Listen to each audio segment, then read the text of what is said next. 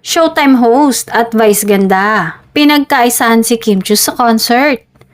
Tawang-tawa at kilig ang mga manonood sa ASAP concert sa Canada nang muling biruin ng mga It's Showtime host si Kim Chiu habang kumakanta ito. Habang todo emote si Kim sa kanyang performance, biglang sumabat si Vice ganda mula sa audience at sumigaw ng, "Paulo, wala daw siyang pakialam."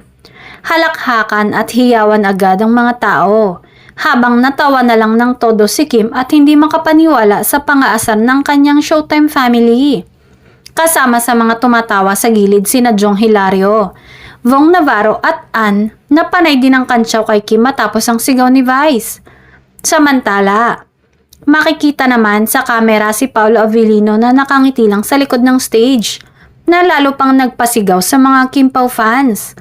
Say ng fans, Vice talaga, laging tagasalo ng kilig. Ang naturang concert ay bahagi ng ASAP in Canada 2025 kung saan nagkaroon ng maraming kilig moments sina Kim at Paulo.